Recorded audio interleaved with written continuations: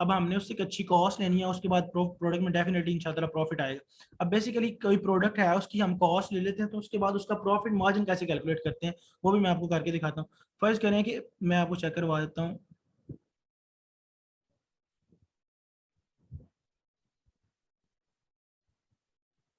अब एक प्रोडक्ट है डॉग विसल। अब डॉग विसल है, मैंने अलीबाबा से ऑर्डर करनी है। मैं चेक करता हूँ कि अमेजोन पे ये कितने की सेल हो रही है। WHIST वेब विसल आ गया, डॉग विसल।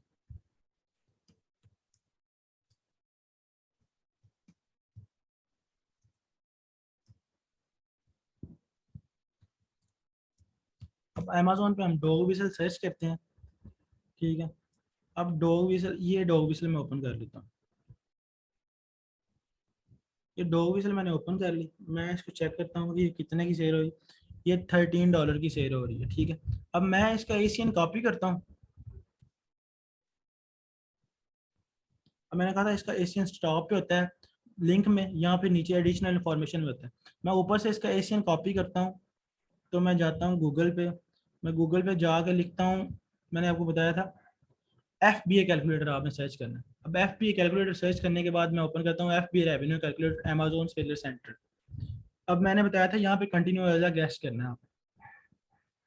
अब ये वाला जो एशियन मैंने कॉपी किया है मैं यहाँ पे पेस्ट करता हूँ। तो उसके बाद सर्च करता हूँ उसको।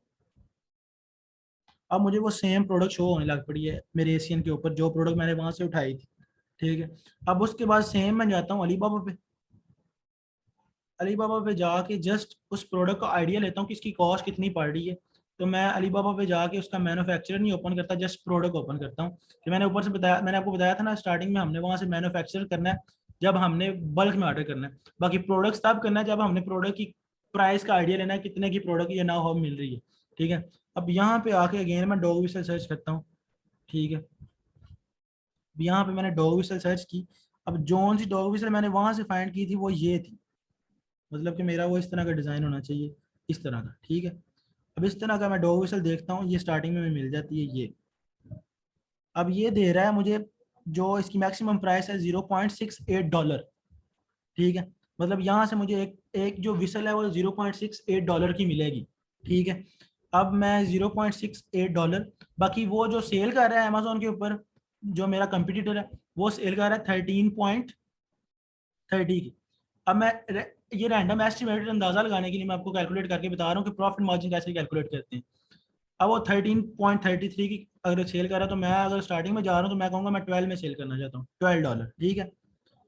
अब उसने आइटम प्राइस मैंने क्या लिख दी, $12, ठीक है।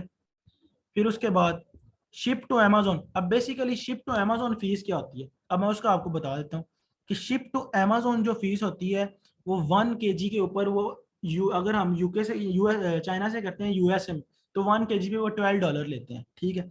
अब हम प्रोडक्ट का वेट चेक कर लेते हैं कि इस प्रोडक्ट का वेट कितना है, देन हमें आइडिया हो जाएगा कि इसके ऊपर कितनी हमें शिप टू अमेजोन फीस पड़ेगी। एडिशनल इन्फॉर्मेशन में जाके इसका वेट चेक कर लेते हैं जी। नीचे आए एडिशनल इन्फॉर्मेशन में, प्रोडक्ट इन्फॉर्मेशन में आ गए। इसका आइटम वेट है 1.65 ऑन्स। अब 1.65 ऑन्स को मैं कन्वर्ट करता हूँ किलोग्राम में, गूगल पे जाकर कितने बनते हैं केजीज में। कंट्रोल C से कॉपी किया मैंने इसको। अब कॉपी करके मैंने यहाँ पे गूगल ओपन किया, इसे पेस्ट किया इनटू केजी। इन ग्राम्स कर लें केजीज में कर। अब ये 46 ग्राम बनता है, ठीक है। अब 1 kg में 1 kg में कितने ग्राम बनते हैं कि 1000 ग्राम बनते हैं। यानी कि हम करते हैं 1 kg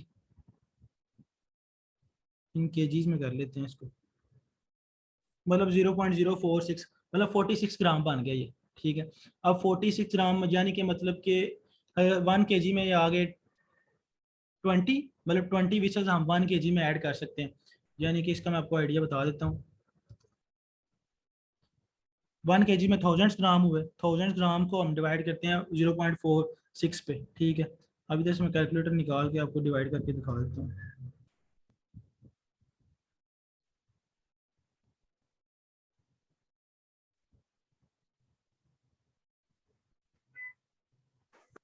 1000 divided by 0.046।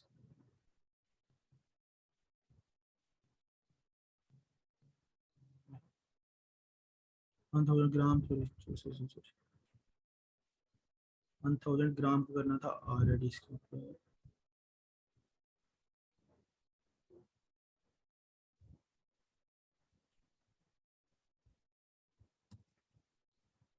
One thousand 0.4 divided by 26 और 21 21 बन गए। ठीक है 21 21। ठीक है अब 21 12 को डिवाइड करो 21 डिवाइडेड बाय 12,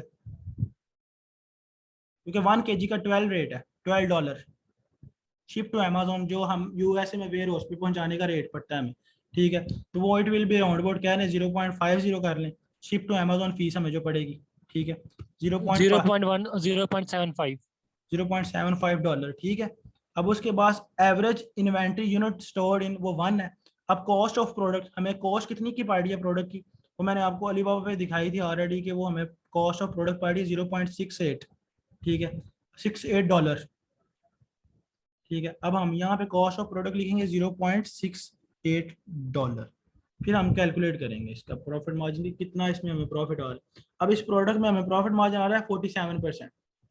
ठीक है अब अमेजोन की फीस इसमें उन्होंने खुद ही इंक्लूड कर दी है कि टोटल फुलफिलमेंट कॉस्ट, ये FBA फीस ये हमने खुद नहीं ऐड की। फुलफिलमेंट बाय अमेजोन फीस ये देखें उन्होंने खुद ही 3.07 ऐड कर ली, ये हमने नहीं ऐड की। वो कैलकुलेट करके बता रहा है अगर हम $12 की इस चीज़ को सेल कर रहे हैं जो ऑलरेडी एक बंदा $13 की सेल कर रहा है, तो इसमें हमें प्रॉफिट मार्जिन आता है 47%, यानी कि 50% ऑलमोस्ट हमें प्रॉफिट मार्जिन आ रहा है इस प्रोडक्ट में। कि हम इन फ्यूचर अगर अमेजोन के ऊपर इसके फ्रूटफुल रिजल्ट होते हैं तो 47% प्रॉफिट मार्जिन के साथ से हम सेल आउट कर सकते हैं अमेजोन के ऊपर। अच्छा शिपिंग कॉस्ट का दोबारा बता दूं, शिपिंग कॉस्ट ये होता है कि अब चाइना से हम यूएसए में कोई चीज़ भेजते हैं तो उसका केजीज के हिसाब से रेट होता है। जैसे हम पाकिस्तान से कोई चीज़ कहीं भेजें तो केजीज के हिसाब से उसका वेट करके इतने केजीज का इतना रेट देंगे, यानी कि अगर हम 1 किलोग्राम भेजना है तो उसका रेट पड़ेगा 800-900। अब सेम उसका रेट होता है कि चाइना से यूएसए का रेट है $12 1 kg फॉर 1 kg। ठीक है अब 1 kg के अंदर कितने यूनिट्स आ रहे हैं उनके 21। अब 21 को 12 के ऊपर डिवाइड करें तो उसका बनता है 0.75 शिपिंग फीस फॉर 1 यूनिट। अब बेसिकली हमने फॉर 1 यूनिट कैलकुलेट करना था। अब उसमें उन्होंने सारी चीज़ें इंक्लूड करके हमें इसमें प्रॉफिट मार्जिन आ रहा है 47.42%।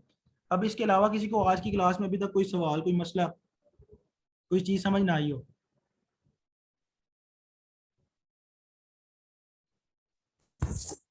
सर ये जो आपने मार्जिन कैलकुलेट किया है जी जी इसमें जो एडिशनल चार्जेस वगैरह वो आपने लोगों वगैरह के बताए थे वो ऐड होते हैं इसमें कि वो अलग से हैं? ये तो बस जस्ट एस्टिमेटेड, अगर आपने कोई लोगो वगैरह प्रिंट वगैरह करवाना है तो उसमें अगर फर्ज करें कि अगर आप लोगो वगैरह ऐड करते हैं तो यहाँ पे जहाँ पे आपको कॉस्ट ऑफ द प्रोडक्ट है 0.68 आपने ऐड की है, वहाँ पे 0.1 या 1 कर ले, $1 कंप्लीट कर ले। अब कॉस्ट कर दें ऐड, तो अब उसके बाद कैलकुलेट करें तो इसकी में प्रॉफिट मार्जिन फिर भी 44% बन रहा है। अगर कोई एडिशन वगैरह करवानी है, कोई प्रिंट वगैरह, कोई पैकिंग हाँ चेंज फिर वो करवानी है, मैं कलर चेंज करवाना है, वो ऐड करके फिर $1 बन रहा है। वैसे इसकी प्रोडक्ट की कॉस्ट पड़ रही है हमें $0.68, तब मैंने वो ऐड करने के बाद वो $1 कर दिए। वो हमें सप्लायर बताएगा। हाँ वो हमें सप्लायर ये बताएगा जब हम एडिशनल सप्लायर से, चार्जेस। हाँ सप्लायर से बात करेंगे तो हमें डेफिनेटली वही बताएगा। Thank you. कोई बात। बाकी किसी और का कोई सवाल है आज की क्लास के रिलेटेड या सोर्सिंग के रिलेटेड? यही सारी सोर्सिंग है, इसमें ईच एंड एवरीथिंग कवर हो जाता है सोर्सिंग का। किसी का सोर्सिंग के रिलेटेड अभी कोई क्वेश्चन है आज? ये जो हमने परसेंटेज काउंट किया है इसमें कौन कौन सी चीज़ पुट करेंगे? अच्छा मैं आपको बता देता हूँ कि इसमें कौन कौन सी चीज़ें आपने पुट करनी है। अब हमने जब प्रॉफिटबिलिटी किसी चीज़ की कैलकुलेट करनी होती है तो उसमें हमने first of all just Asian यहाँ पे पुट करना होता है स्टार्टिंग में। मैं आपको दिखा देता हूँ करके दोबारा। या आपने FBA कैलकुलेटर ओपन किया, ठीक है, कंटिन्यू एज अ गेस्ट करना है आप लोगों ने, sign in as a seller centre नहीं करना, आपके पास सेलर सेंटर नहीं है। ठीक है अब यहाँ पे फर्स्ट ऑफ ऑल मैंने वहाँ से एशियन कॉपी किया, ये पेस्ट कर दिया मैंने। ठीक है सर्च कर लिया जी, अब मेरी एशियन वाली प्रोडक्ट वो शो करवाना शुरू कर देगा। अब first of all item price ये होती है कि जो हमारा कंप्यूटर कितने की सेल कर रहा है, वो 13.7 की सेल कर रहा है, तो मैं कहता हूँ कि मैं स्टार्टिंग में जा रहा हूँ तो मैं उससे थोड़ी कम प्राइस में सेल करता हूँ, तो मेरी प्रोडक्ट सेल होगी $12 में। अब मैंने यहाँ पे $12 लिख दिया, ठीक है। अब शिप टू अमेजोन भी मेरी फीस होती है, यानी कि चाइना से शिप करके मैंने अमेजोन के वेयर हाउस में भेजनी है, वो मैंने डाली 0.75, जो मैंने कैलकुलेट करके आपको बताई कि 1 kg के $12 होते हैं, ठीक है, वो डाली। फिर उसके पास कॉस्ट ऑफ प्रोडक्ट, ठीक है, लास्ट पे कॉस्ट ऑफ प्रोडक्ट क्या थी, वो 0.68 थी। वो भाई ने कहा कि लोगो वगैरह सारा कुछ डाल के, मैंने कहा $1 कर लेते हैं। अब $1 की, तो उसके बाद मैंने कैलकुलेट किया कि कितना मुझे प्रॉफिट मार्जिन आता है, वो 44% आता है, ठीक है, कि हमें इस प्रोडक्ट में इतना प्रॉफिट मार्जिन आ रहा है। अगर हम अमेजोन के ऊपर $12 की भी सेल करें तो 44 आ रहा है। अगर जैसे वो सेल कर रहा है, वो सेल कर रहा है $13 की, $13.30 की, ठीक है। अब उसके अलावा उसे प्रोडक्ट पार्टी है 0.68 की, उसने कोई चेंजिंग वगैरह नहीं करवाई हुई, ठीक है, उससे भी काम की पार्टी होगी। अब उस बंदे को प्रॉफिट मार्जिन है 51%, ठीक है। इसके अलावा किसी का कोई और सवाल? सर जो प्रोडक्ट हम अलीबाबा से सोर्सिंग कर रहे हैं, सेम वही चीज़ अगर कोई बंदा पाकिस्तान का बंदा प्रोवाइड कर रहा हो तो उससे हम बाय, हाँ डेफिनेटली हम पाकिस्तान से बाय कर सकते हैं। अगर हमें उसके रेट्स अच्छे मिल रहे हैं, हम उसके प्रॉफिट मार्जिन का कैलकुलेट करने के बाद अगर अच्छा प्रॉफिट मार्जिन में बच रहा है तो हम डेफिनेटली पाकिस्तान से सोर्स करते हैं। बड़े लोग शालमी से सोर्सिंग करते हैं, कि पाकिस्तान लाहौर से शालमी से बहुत ज़्यादा लोग सोर्सिंग करते हैं। पर ये होता है कि यहाँ से एक चीज़ एक दफ़ा मिलती है, दोबारा वो चीज़ मिलती नहीं, इसकी वजह से लोग कहते होते हैं कि हमें, अगर आपकी इन्वेंट्री खत्म हो जाए अमेजोन के वेयर हाउस पे, तो आपकी जो रैंकिंग होती है वो स्टोर खाली होने की वजह से डी रैंक हो जाती है, आप नीचे आ जाते हैं बहुत ज़्यादा। तो हमें ऑन द टाइम आपको इन्वेंट्री वहाँ अमेजोन के वेयर हाउस में पहुँचानी पड़ती है। तो इसके लिए अली बाबा ये होता है कि अली बाबा में ये सहूलत देता है कि वहाँ पे ऑलरेडी सप्लायर बैठे होते हैं, तो हम वहाँ से बाय कर सकते हैं। अब अचानक से वहाँ से बाय करनी पड़ जाए तो फिर तो बड़ा मुश्किल होता है, क्योंकि हमें 3 से 4 सप्लायर से बात करनी होती है, उसके बाद वो निगोशिएट लेवल, वो it will be take 4 to 5 days, ठीक है। रेगुलर अगर आप बात करें समहाउ ये 2 वीक्स 3 वीक्स भी ले जाते हैं। तो इसके लिए आपको चाहिए कि आप सोर्सिंग के लिए बेस्ट वे है कि आप पाकिस्तान से कर लें, अगर आपको प्रॉफिट मिल रही है, क्योंकि तो चाइना तो है ही अली बाबा। उसके अलावा किसी का और सवाल कोई सोर्सिंग के रिलेटेड, या किसी को कोई चीज़ समझ ना आई हो?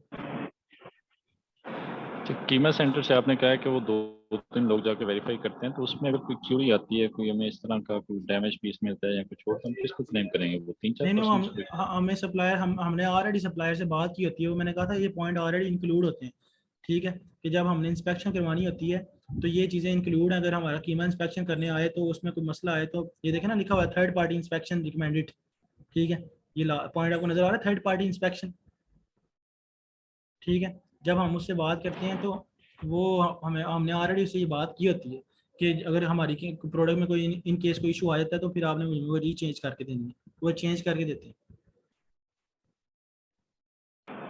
मतलब अगर कीमा वाले उसको मतलब कर देते हैं कि अप टू द मार्क कह देते हैं, लेकिन उसके बाद जाके कहीं मसला आ जाता नहीं है, तो फिर फिर फिर कौन होगा फिर, इसका? फिर, फिर नहीं होता इंशाल्लाह ताला, मतलब बहुत रेयर है, ऐसी कोई स्टोरी नहीं अभी तक मैंने सुनी कि उसके बाद कोई इशू आ जाए। ये ट्रेड फॉरवर्ड वाले बड़े से इतिहास ले जाते हैं, वो अल्लाह की तरफ से ना कोई हो जाए, वो इंसानों के साथ हो जाते हैं, बिजनेस में अप लॉस तो हो जाते हैं, बाकी बेसिकली होता नहीं है। वो कीमा इंस्पेक्शन वाला ये भी सिस्टम नहीं है कि लाइक आप कह लें कि वो उधर उन्हें जाके बाय कर लें या खरीद लें, पूछ नहीं चाहिए जैसे पाकिस्तानी करते हैं कि यार तेरा काम मैं ऐसे कर देता हूँ, वो वाला सिस्टम नहीं होता।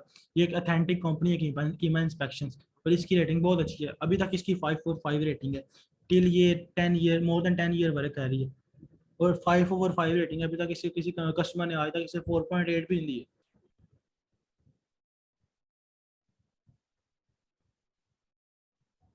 उसके अलावा किसी का और कोई सवाल?